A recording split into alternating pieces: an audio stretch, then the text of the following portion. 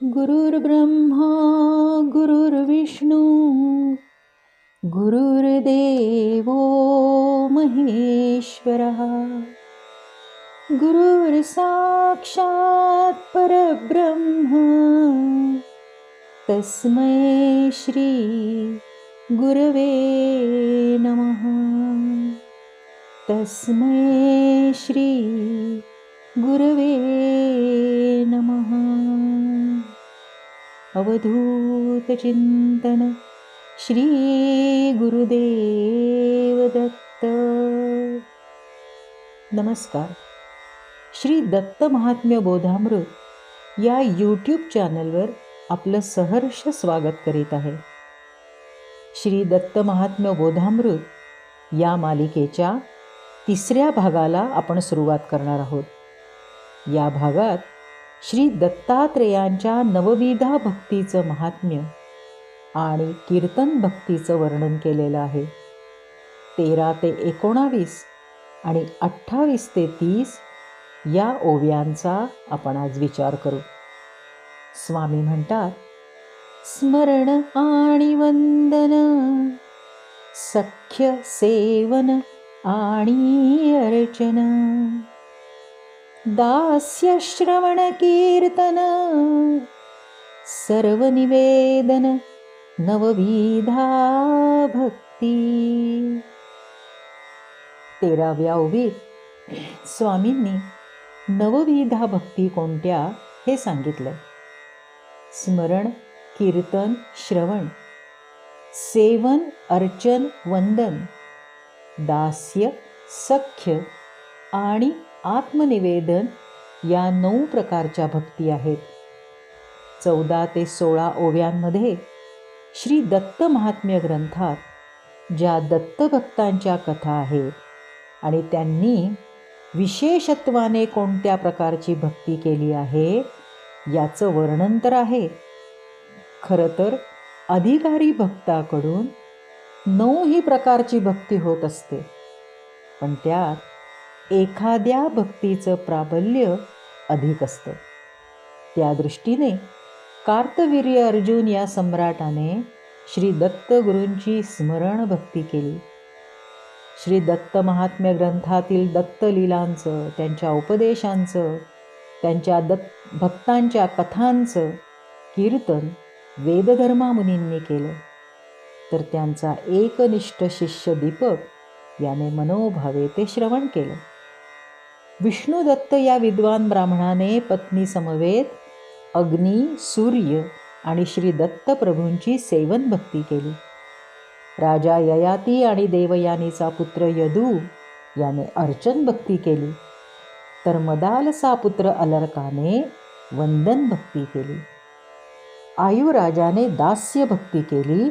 तर भगवान परशुरामांनी श्री दत्त गुरूंची सख्य भक्ती केली.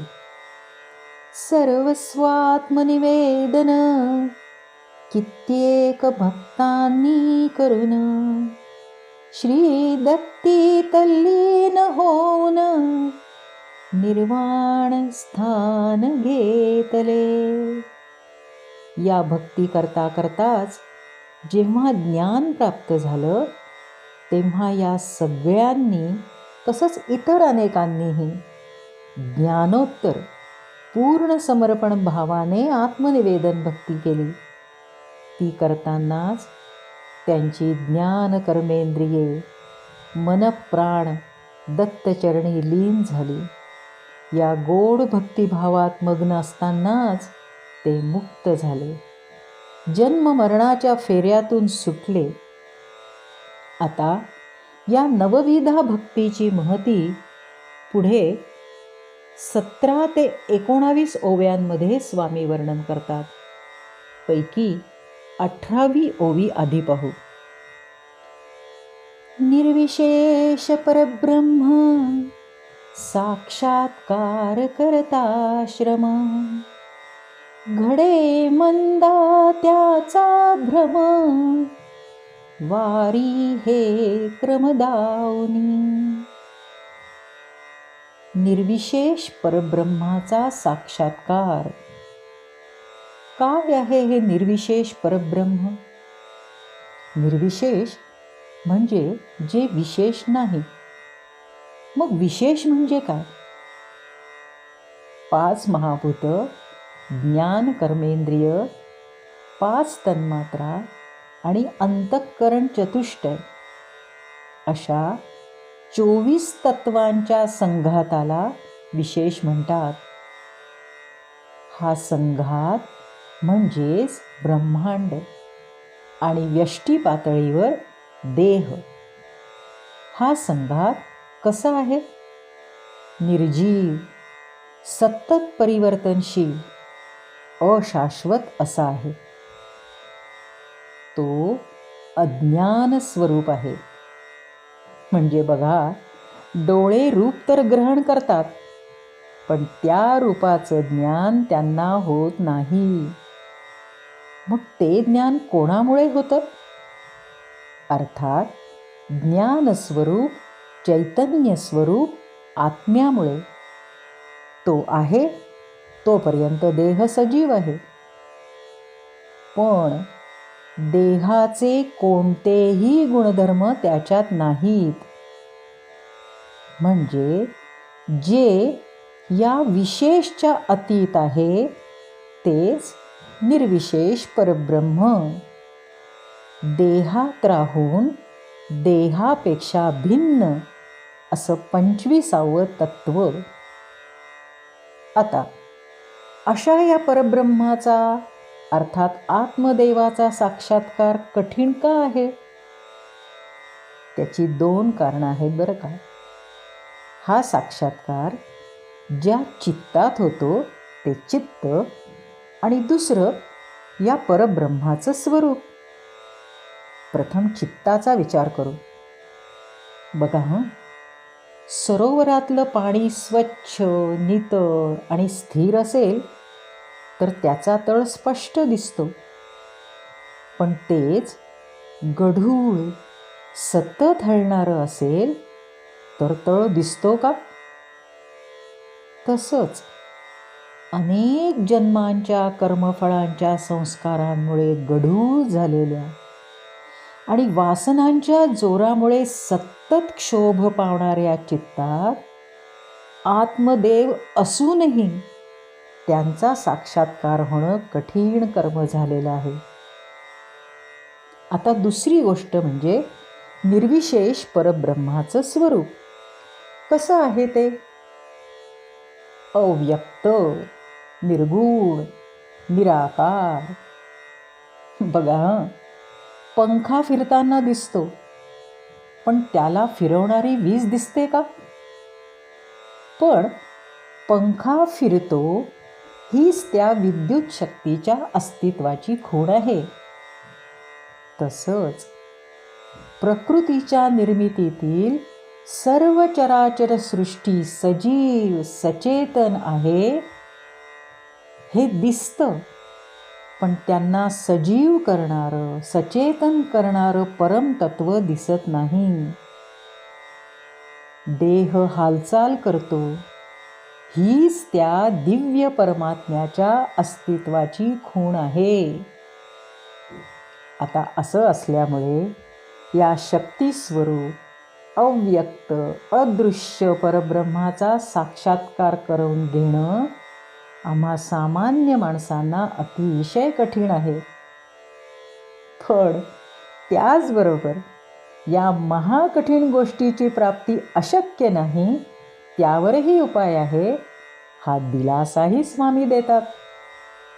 कसं?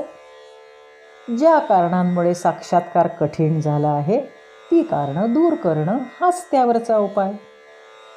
आता पहिलं कारण काय? मलिन चित्त. मग चित्ताचं मालिन्य घालवणं हा पहिला उपाय. आता चित्त मलिन का झालं? जीव आपलं शुद्ध आत्मस्वरूप विसरला आणि देहालाच मी समजू लागला. आता हे आत्मस्वरूप कोण? भगवंत, श्री गणेश, श्री दत्तात्रेय. मग ज्या भगवंतांच्या विस्मरणामुळे चित्त मलिन झालं त्या भगवंतांना अनन्य भावे शरण जाणं त्यांची प्रेमानं श्रद्धेनं भक्ती करणं हा एकमेव मार्ग आहे. पण दुसरी अडचण आहेच. कोणती?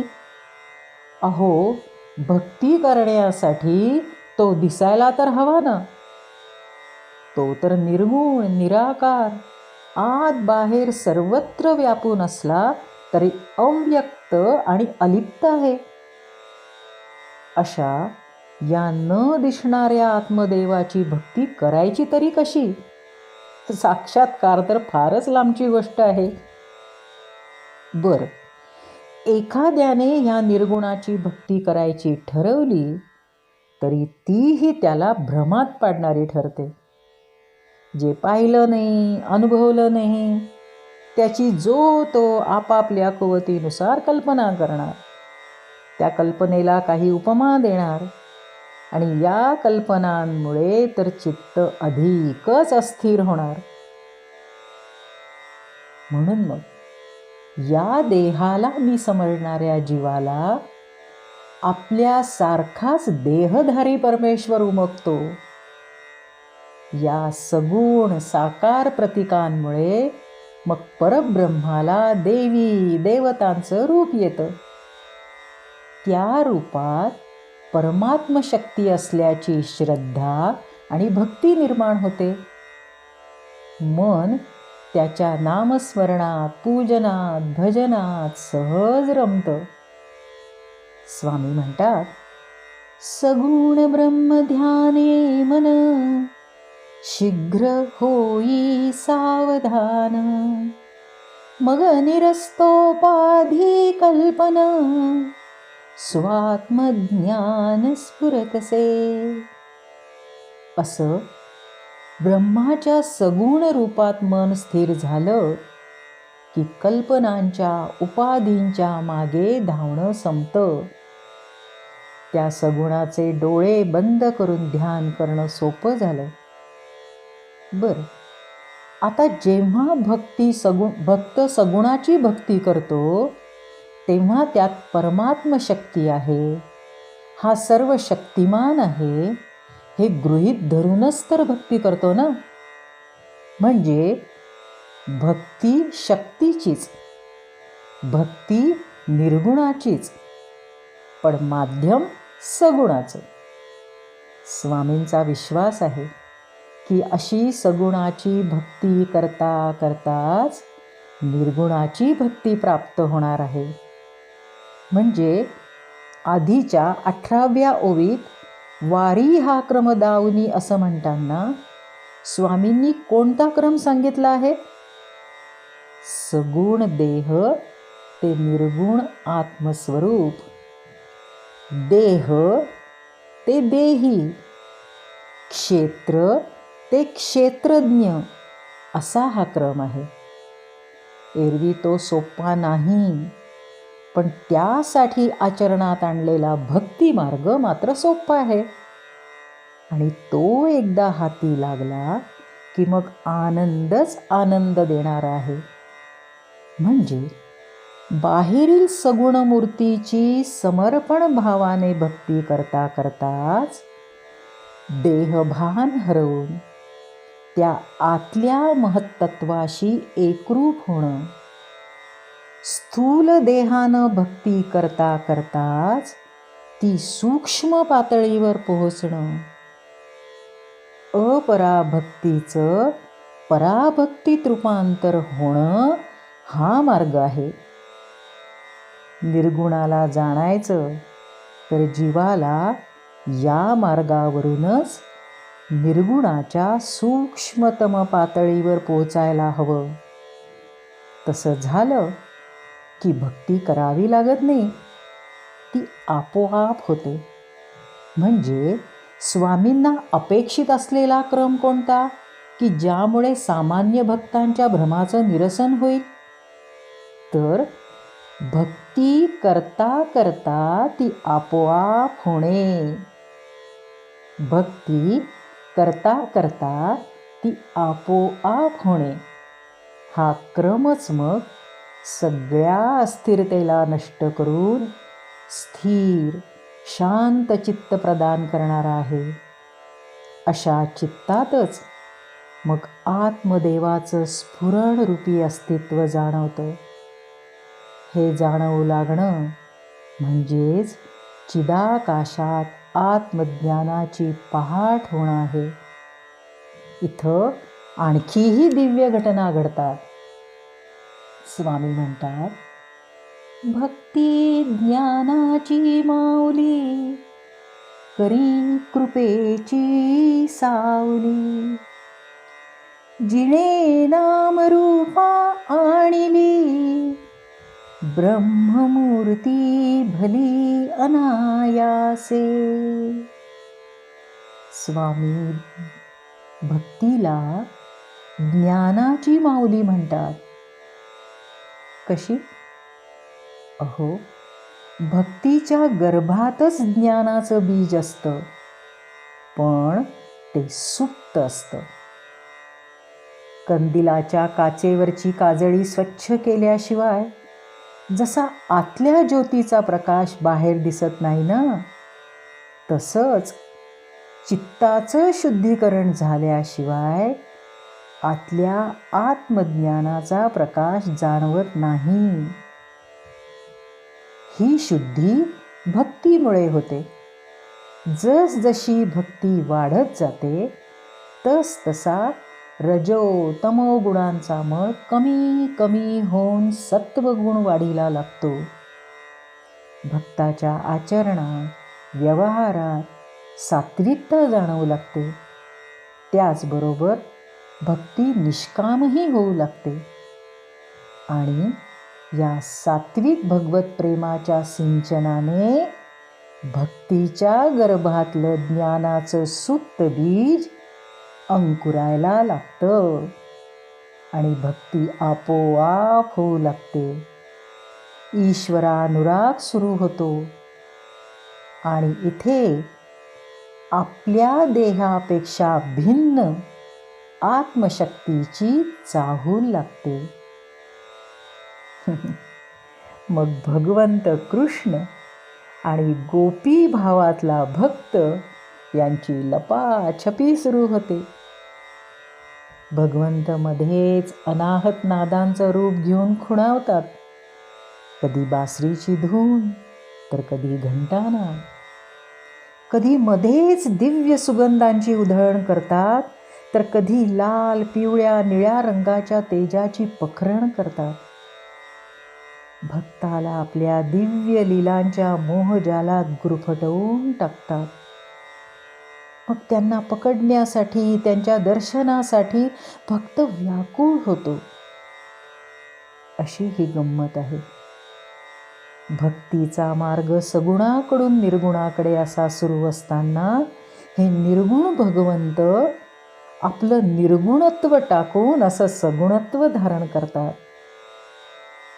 त्यांच्या अस्तित्वाच्या खुणा एकीकडे भक्ताला दिव्य आनंद देणाऱ्या असतात, तर दुसरीकडे त्यांच्या भेटीच्या ओढीने त्याला व्याकुळ, हीन, दीन करून टाकतात.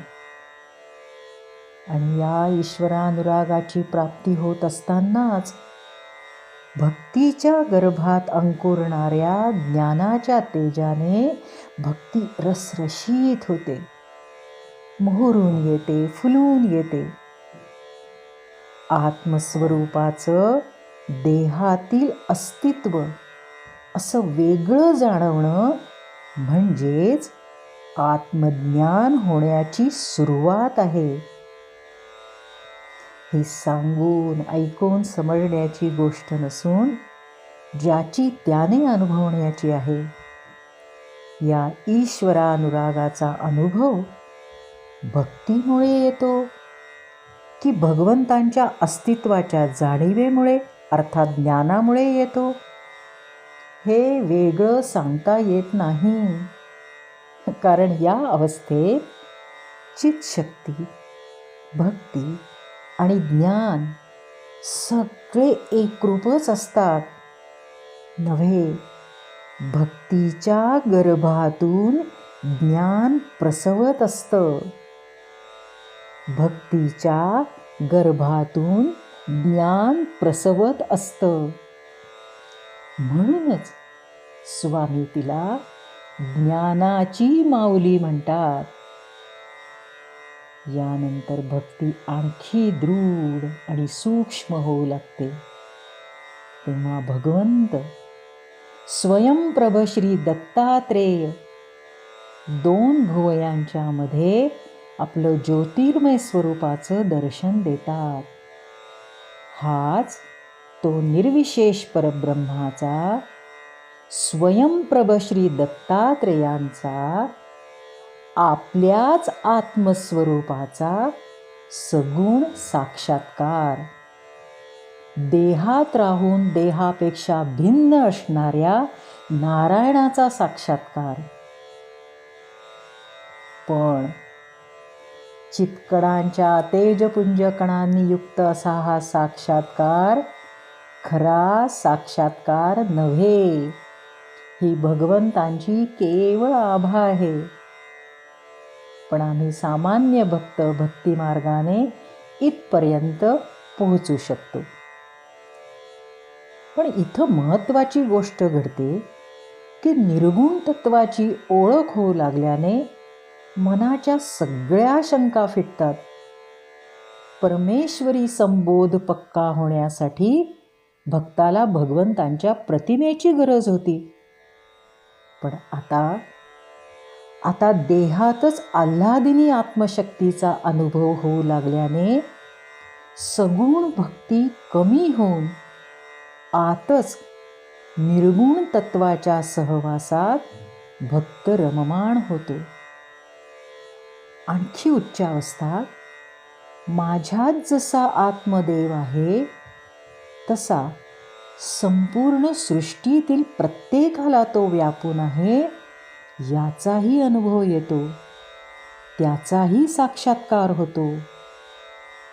हे विश्वरूप दर्शन म्हणजे सर्वश्रेष्ठ साक्षात्कार आहे. सर्वाभूती परमेश्वर प्रत्यक्ष अनुभवास ज्यांना येतो असे योग तपस्वी श्रेष्ठतम भक्त विदेही अवस्थेत असून परमात्म स्वरूपच असतात, श्री दत्त स्वरूपच असतात. हेच परब्रह्मस्वरूप गुरुवर साधक भक्तांवर कृपा करून त्यांना मोक्षाचा मार्ग दाखवतात. मग ज्या भक्तीमुळे परब्रह्माला नामरूप प्राप्त झालं, अशी भक्ती कोणाची करायला हवी? कोण या भक्तीने प्रसन्न होऊन कृपेचा वर्षाव करणार आहे?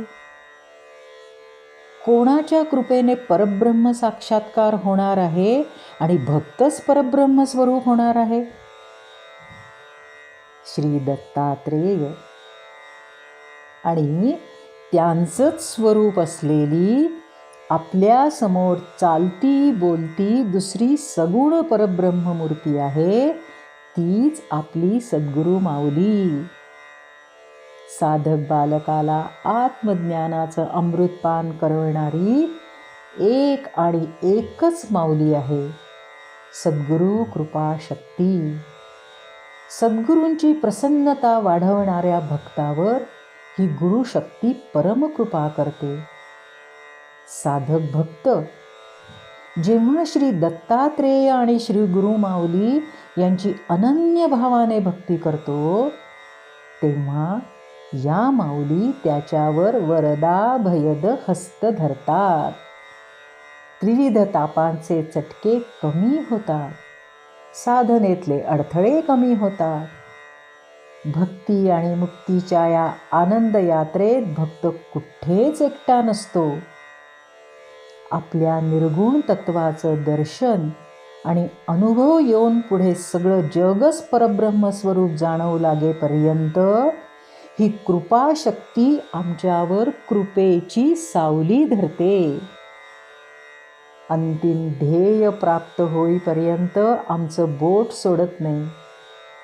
इकडे तिकडे भरकटलो तरी पुन्हा धरून मार्गावर आणते, असा शेवटपर्यंत पिच्छा पुरवते.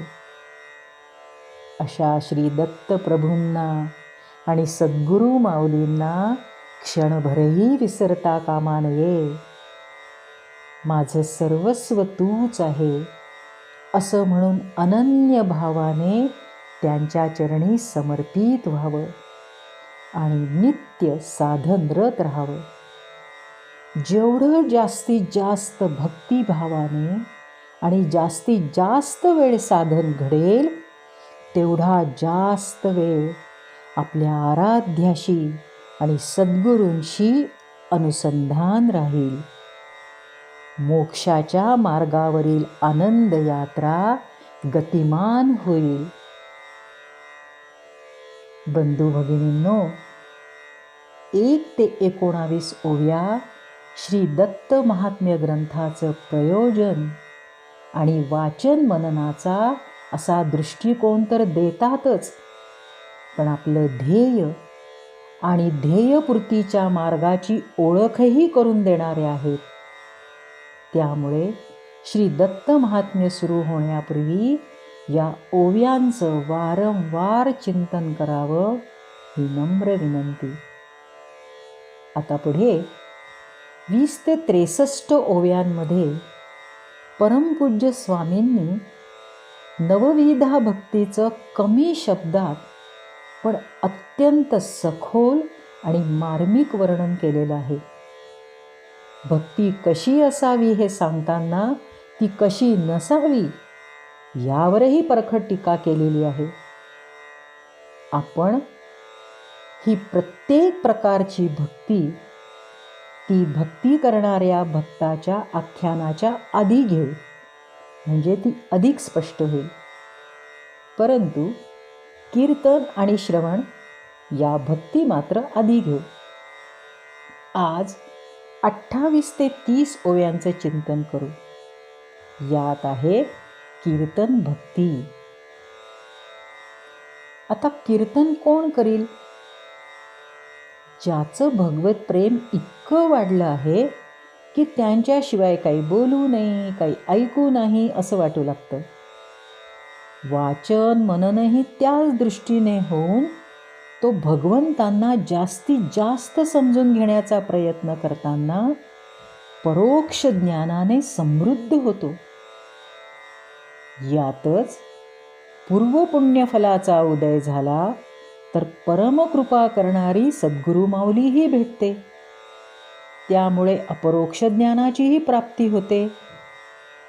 मग मात्र तो भक्त शांत बसू शकत नाही आणि आपल्या भक्तीचं वाटप करायला उत्सुक होतो. तो जे कीर्तन करतो त्याचं वर्णन स्वामी करतात. करिता कीर्तन भगवंतांचे, उठावे सात्विक भाव साचे, तरीच साफल्य जन्माचे, अन्यथा दंभाचे ठाणे ते. शेवटचं चरण नंतर पाहू. पहिली 3 चरण. भगवत भक्ताच्या जीवनाला भक्तीचं अधिष्ठान लाभलेलं असतं. त्याच्या दिनक्रमात साधना, उपासना, पारायण, धार्मिक ग्रंथांचं वाचन, मनन, चिंतन, अखंड नामस्मरण, कीर्तन, श्रवण, भजन, सद्गुरूंची सेवा यासारख्या अनेक गोष्टी कमी अधिक प्रमाणात सतत सुरू असतात. मनात सतत भगवंतांचेच विचार असल्याने आपोआप अंतःकरणात त्यांचा वास होतो. असा तो बहिर्मुखी राहू शकेल का हो? नाही, तो अंतर्मुखी होत जातो.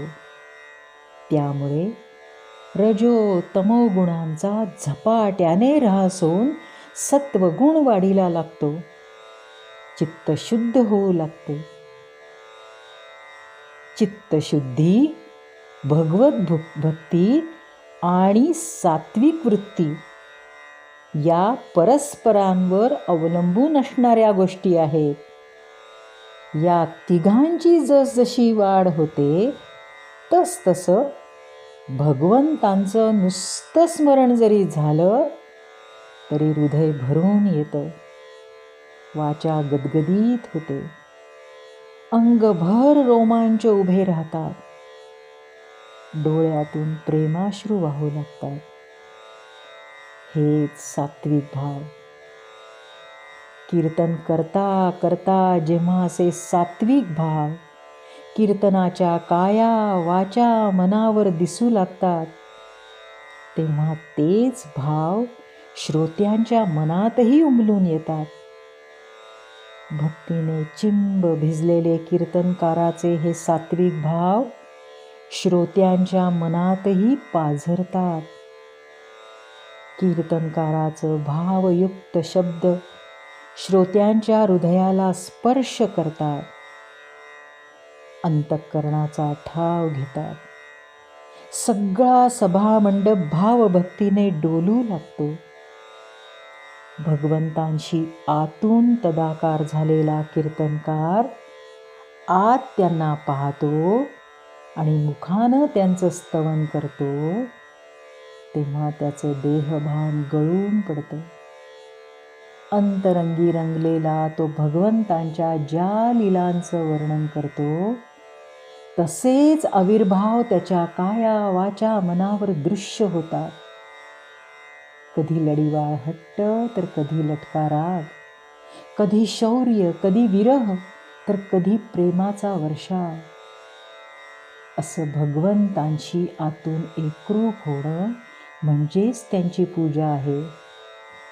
ती करताना भक्तिभावाच्या भगवत प्रेमाच्या अतिरेकाने अष्ट सात्विक भाव दाटून येतात. असं सात्विक भावयुक्त कीर्तन होताना आपोआप कीर्तन भक्ती होते. अशी भक्ती होताना स्वामी म्हणतात तसा जन्म सफल होतो. इथे भक्ताच्या मनातले भगवंत समूह मनातही उत्पन्न होतात. श्रीमद भागवतात म्हटलं आहे की अशा कीर्तनात भक्ती आपल्या ज्ञान आणि वैराग्य या दोन मुलांसह येऊन नृत्य करते. म्हणजे काय? त्या सगळ्यांच्या मनात भक्तीचा उमाळा, परमार्थाच्या परोक्ष ज्ञानाचा प्रकाश आणि प्रपंचाविषयी वैराग्य निर्माण होते. अशी कीर्तन भक्ती स्वामींना अपेक्षित आहे. तसं जर नसेल, केवळ ज्ञानाची प्रौढी मिरवण्यासाठी जर कीर्तन होत असेल तर ते केवळ दंभाचं ठाणं आहे असं ते म्हणतात. या 29 ते 30 ओव्या नुसत्या ऐकल्या तरी हे समजेल.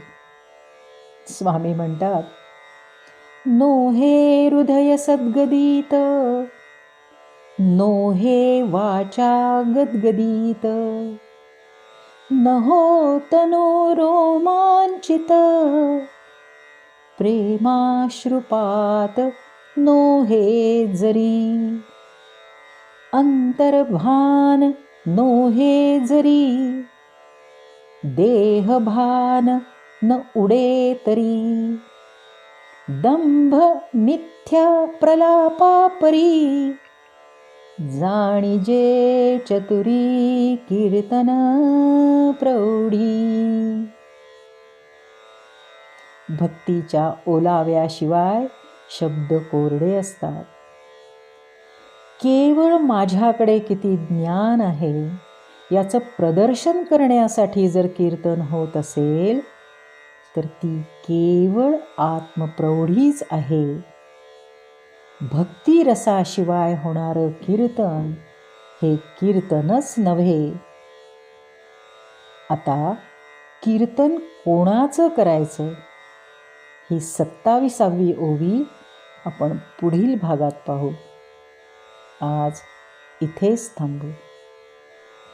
अवधूत चिंतन श्री गुरुदेव दत्त. दिगंबरा दिगंबरा श्रीपाद वल्लभ दिगंबरा. दिगंबरा दिगंबरा श्रीपाद वल्लभ दिगंबरा. दिगंबरा दिगंबरा श्रीपाद वल्लभ दिगंबरा.